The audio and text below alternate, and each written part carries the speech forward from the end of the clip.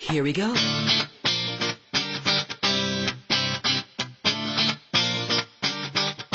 Let me lift you up. We'll go right to the top. Let the sun come up. Together we can fly. All our hearts collide. Stay here by my side. I say we jump, we fly, we reach out to the sky. And it goes on and on and on and on and on. And we go on and on and on and on. And it goes on and on and on and on and on. And we go on and on and on and on. We're gonna fly high, be alive. We're gonna fly high, be alive. We're gonna fly high, be alive.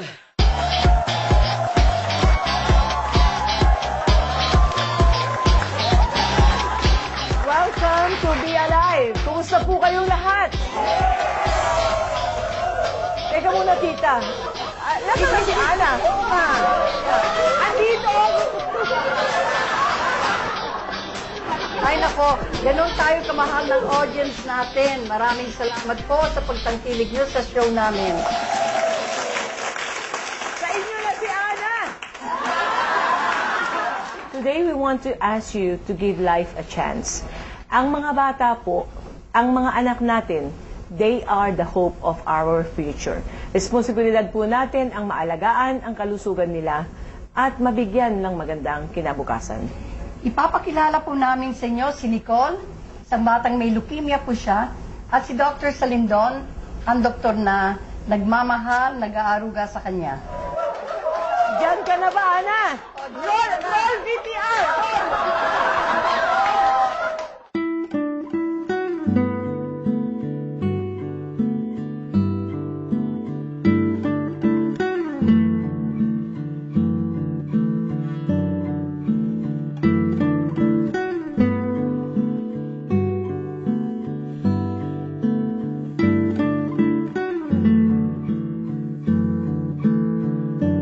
Nicole has a very rare kind of sickness.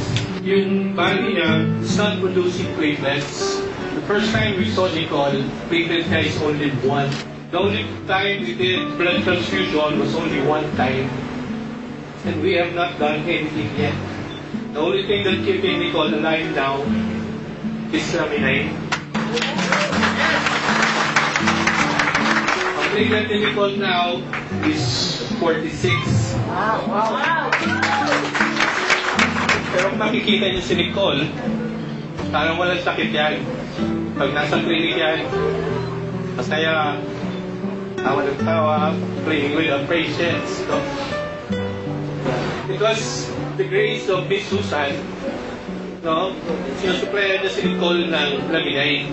Nicole still has a lot of things to do, pero every week comes to the clinic, no, we pump in a lot of vitamins, no, we give him enough of the things that we have, ano ba yung bibigay namin.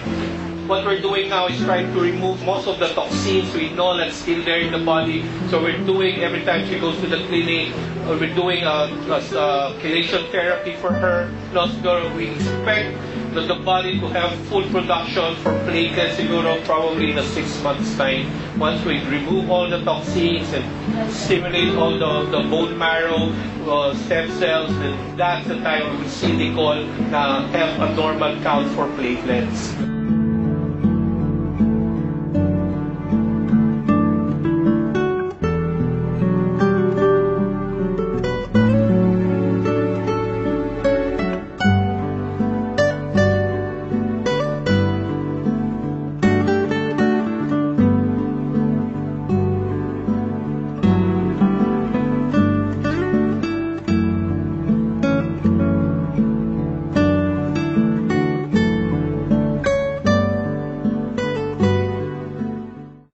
Bakit naman kayo malungkot?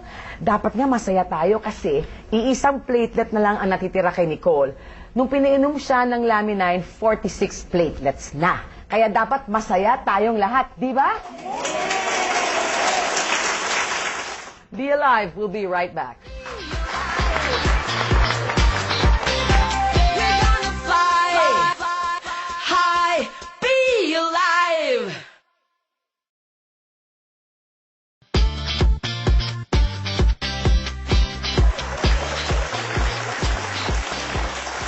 Ladies and gentlemen, please welcome Dr. Salindong. Doctor, everybody saw that incident with you and Nicole. Alam mo, Doc, pinakita ko rin yun sa US, no? Sa California. And actually, even Dr. Escalan was so touched. Okay. And nakikita ko sa mata niya, nangingilid din yung luha. Usually, doctors don't really get affected na kasi nakikita nyo everyday mga traumatic situations. Gaano nyo na po katagal na inalagaan si Nicole? Nicole has been with us for less than 2 months. No?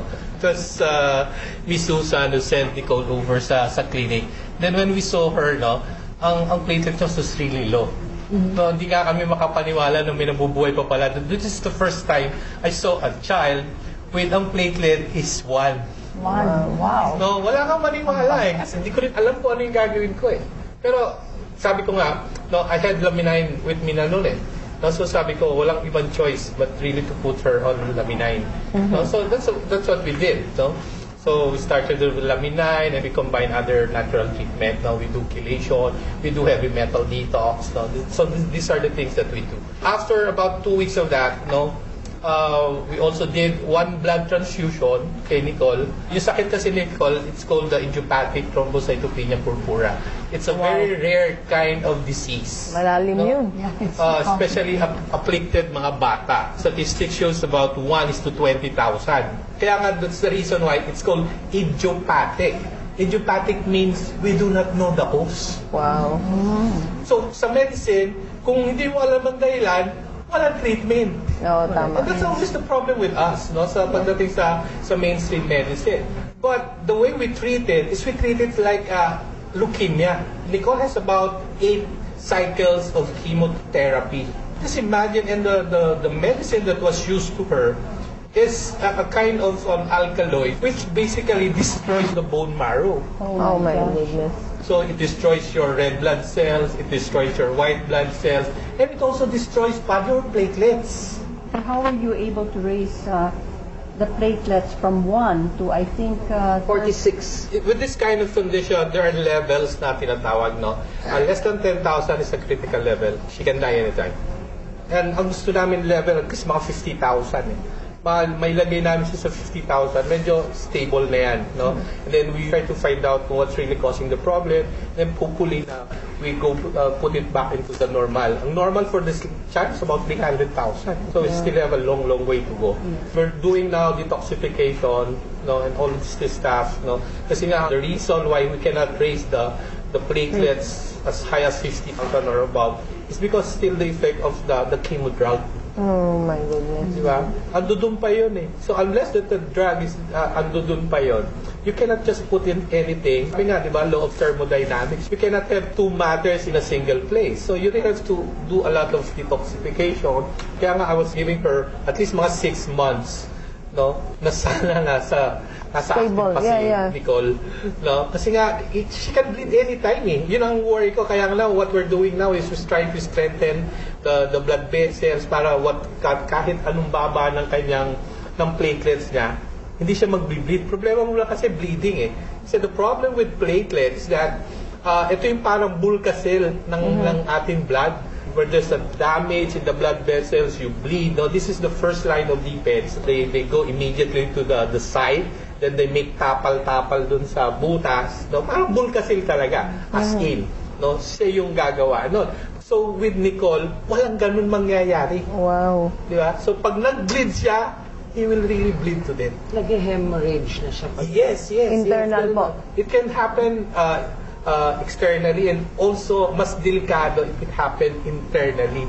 No, yun ang kinakatakot namin. So, Doctor, I was watching your the VTR that we had, no? So is that true that LAMININE is allowing her to be alive? Yeah, giving her vitamin C. It's only a support. But what vitamin C does is strengthen the collagen matrix. Diba? But outside of that, vitamin C, wala na kaming binigay na iba. The other, multivitamins lang, give her some some herbal teas outside of the natural products that we use. Katulad ng sabi niyo, mahaba pa po yung journey ni Nicole para maging stable siya. Kung meron pong napakabuting puso dyan na gustong tumulong, nakikiusap po kami sa mga televiewers natin. Kami po sa Forever Rich, we're willing to sustain need niya sa LAMININE. Nakita niyo naman si Dr. Salindong, talaga pong ang puso po niya. I mean, hindi lang po siya doktor. Sabi ko nga, anghel to eh. Anything you can give, no? The family is really wala po talagang financial, no? If pababayaan natin si Nicole, Nicole will die. We're inviting the audience that if they wish to make comments or suggestions or offer your help regarding our case today, you can also call the numbers flashed below. Be alive. Doctor, thank you very much. We'll be right back. We will be right back.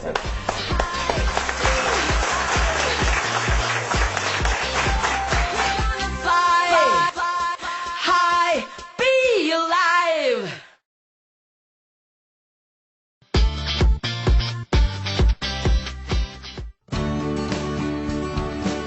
Crash dieted, my resistance went low. I would go to the gym for 4 hours a day. And then one day, I just collapsed in the office. And then after that, I was diagnosed with MRSA. It's a complicated virus that rejects antibiotics. So they had to ship toxic IVs from the States. And it costs a lot, like a vial would be $6,600. And I had to take that 3 times a day. And then it spread into the heart and my lungs, my liver. I had sepsis, and then there's a lot of complications. And then I wasn't getting better. They had me even tested for HIV and all that, only to find out that it was MRSA. When I was admitted to the hospital, I couldn't breathe. And I was hallucinating. I thought I was in prison. I removed my IVs. I said, no, I cannot be. I have work. And I had already tubes here to extract things from my lungs, fast and all. It was up to here, and then I had tubes, and I couldn't move. To the nurses, I was crying because I felt that I wasn't getting well. I was there for 3 weeks, and every day there would be people dying, and I'm dying already. But they said, no, people get it worse, you know.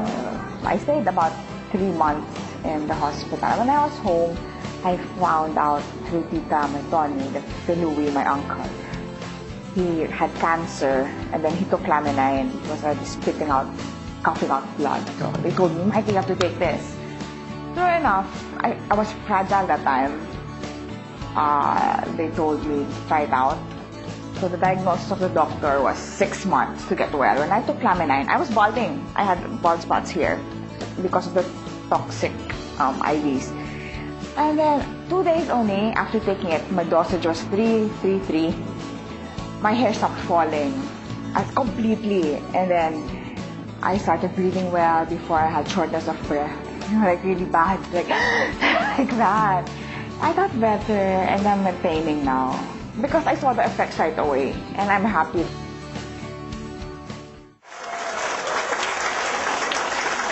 Welcome, Dr. Fruto, Dr. Magalona, and Dr. Imperio. Ano ho ba yung mga naging kaso ni Maite? The sickness is MRSA, or what we call the multi-drug resistant Staphylococcus aureus. And it develops because of the constant use of 3 factors. Number 1 is the constant use of antibiotics, and then generic drugs, and then lastly is yung mga dislike tablets. Kung ano-ano ng tablets, nagiging immune ngayon yung system natin, tas nadidevelop yung Staphylococcus bacteria. Kung merong operation na ginawa dyan, dun sa sugat mismo, nagkakaroon ng bacterial infection. So that is the MRSA. Doctor, she had pneumonia. Yun po ang kanya naging sakit, no? And she was confined at the Asian hospital for a very long time. The only way that she was kept alive was by these vials that they were sending from the States. Staphylococcus aureus is common yan siya sa talagang skin natin. Kumbaga, common flora niya yung skin natin. But then, yung indiscriminate intake of antibiotics, yung inom ako ng ilan, parang ginagawang vitamins lang yung antibiotics kung kailan gusto. So, from the time na talagang kailangan na natin mag-take ng antibiotic, yung Staphylococcus aureus o yung bacteria na yon, napag-aralan niya na paano kalabanin yung mga the usual antibiotics. So yung sinasabi nyo, nag-import pa sila ng antibiotics from outside kasi mas mahal na antibiotics at tinatawag namin mga broad spectrum antibiotics na ang kailangan in order to treat the infection. Kung ano yung prescription ng doktor nyo with regards to the dosage at saka yung intervals at saka yung period nung pag-take nyo ng antibiotic, sundin nyo kasi may reason for that. Kung hindi nyo susundin, mangyari niyan, mapag-aaralan na nga ng bakterya yung gamot na yon. So, pag tinake nyo na siya uli, nako, hindi napapansinin dead man ang bakterya sa antibiotic na yun. So, usually, if you take antibiotic, you should follow the prescription, which would take about 7 days. Pero 3 days lang nag-i-improve na eh. So the usual practice of people is that they stop taking the antibiotic because nag-improve na. Pero hindi natapos yung full course. May natitira pang mga nabubuhay na bacteria. So when you repeat the same antibiotic, it may no longer work. That's why in this case, hindi na tumatalab yung mga gamot. So they have to take more powerful antibiotics which may be available abroad and it will be more expensive.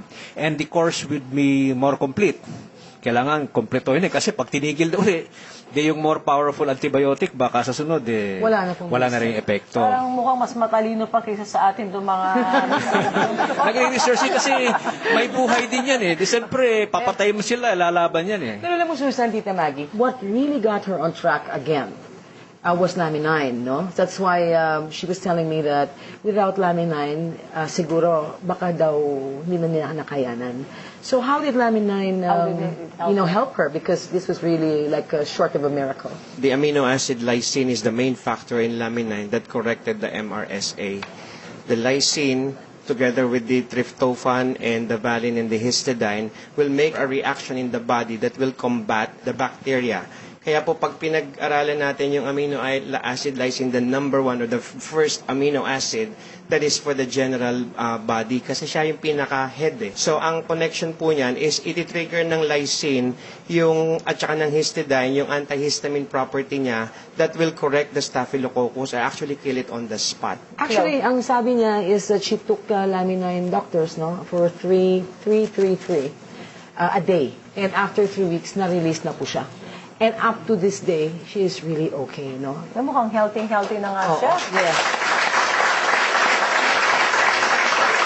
Dr. Arlie, paano natulungan ng LAMININE si Michael? Una, ayon sa research, yung mechanism ng ingredients coming from the egg powder extract, which is the main ingredient of the LAMININE, it will stimulate the hypothalamic pituitary adrenal gland axis. Ibig sabihin nun, yung pituitary gland nasa center of the brain.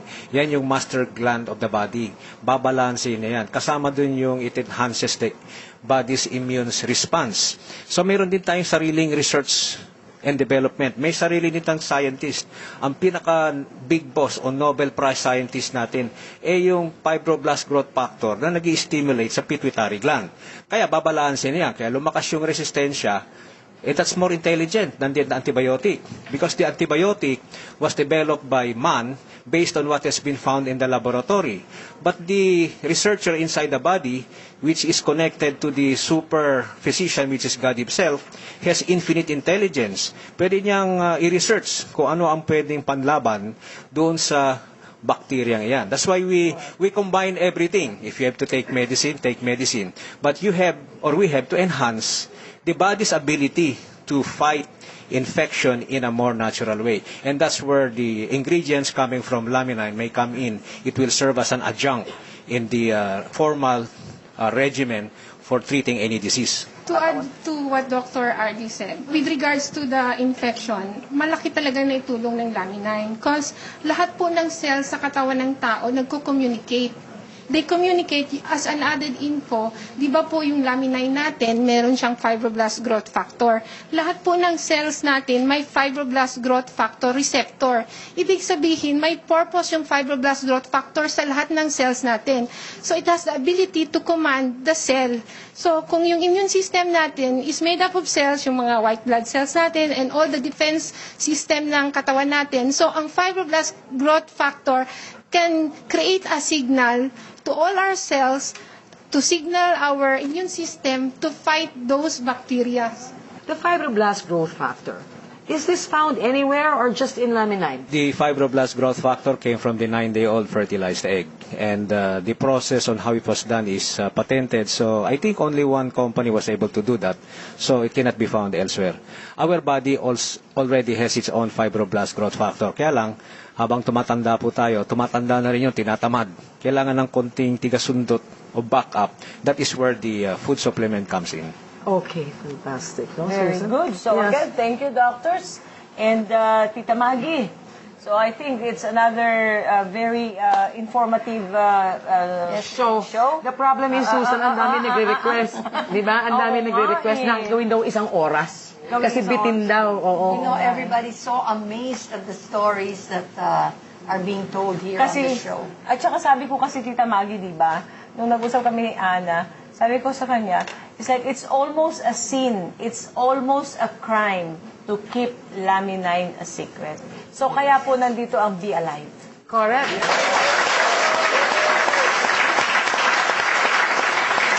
Well, anyway, ladies and gentlemen, we have Maite Calero in the audience. She's over there. Thank you very much, Maite. Babalik po kami. Don't go away.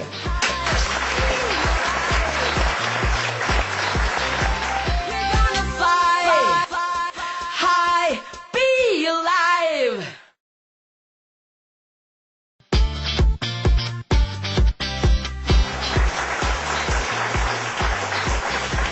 Today we have a special guest, Mr. Olan Ignacio. Well, Olan, thank you for coming here, and I know you'll be sharing with our televiewers your success story and the many stories we have on our advocacy to touch Filipino lives. Oo nga, Ma'am Susan. Naalala ko, nung nagsimula pa lang tayo, talagang na-inlove ako when it comes your passion about sa Pilipino, paano matutulungan.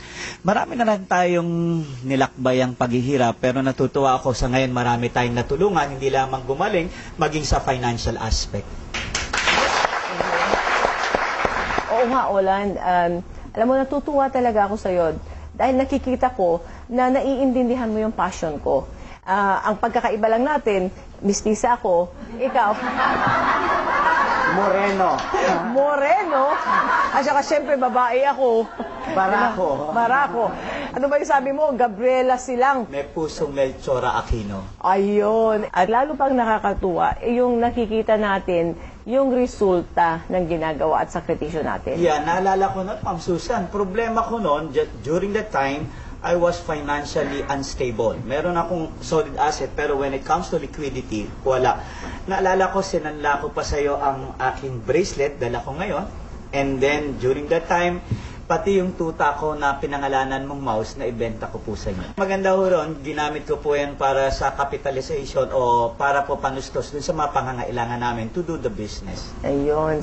Talagang kahanga-hanga ka, Olan. At alam ko rin na maraming mga problema, ang daming, challenges. Pero nalagpasan mo lahat ng challenges na yon. I believe that we cannot change the wind, but we can adjust our wings. And I believe na kung alam yung ginagawa mo, lalo na sa ikakalawalhati ng Panginoon, at pangalawa para sa inang bayan, ibibigay mo lahat, Ma'am Susan. Tama, tama. Totoo yun. Katulad ko, Olan, na gusto ko ba na pagka ako isang araw ay nasa 6 feet under the ground, may mga taong masasabing, naging ganito ako dahil kay Ma'am Susan. Yung ganun ba? Ako po ay galing sa mahirap. Ang lolo ko po ay isang basurero. Ang lola ko po ay isang Metro 8. In fact, famous yung balita nung namatay siya, nabagsakan last February 7, 1980s, nabagsakan ng 12-foot trailer dito po sa Luneta. And then, ang magulang ko po, ang tatay ko, pat ang nanay ko po, ay pareho po rin street sweeper o kaya Metro 8. Ako po ay isa po rin janitor dati, at car wash boy, at kung ano yung binibenta para lamang pumubuhay. You fight for a cause. Yun nga. Yes. You don't fight for yourself. You serve para sa ibang tao, hindi para sa pangsarili mo. Yun ang hinahangaan ko sa iyo, Olan. Kaya nung dinala kita sa Amerika nung 2 weeks ago, at nandun ka sa entablado na sa harap ng ilang libong Amerikano, at ang suot-suot mong sombrero ay yung flag ng Pilipino. Diba? Isa hong malaking karangalan sa akin para ho maimbitahan doon at sabihin kung paano po ang nangyayari sa atin.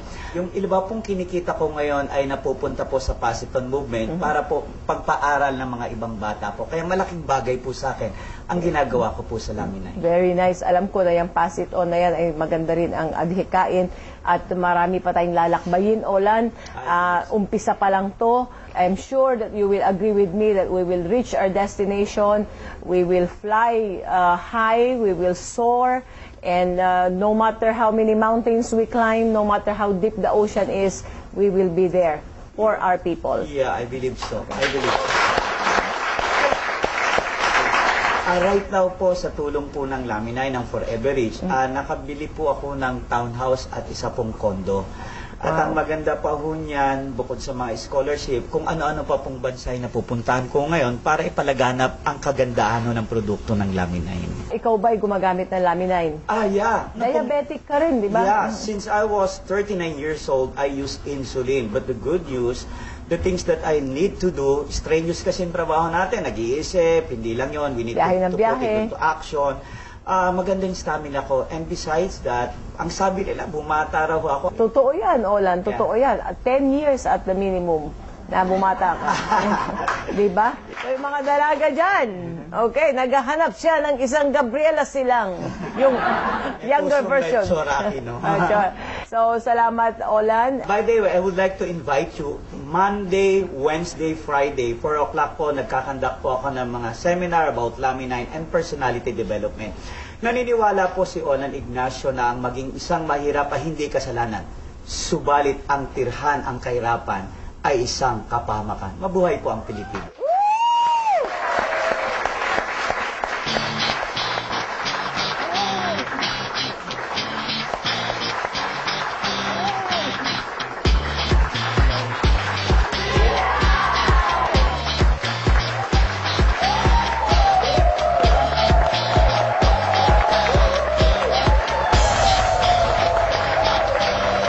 Be Alive would like to thank the following: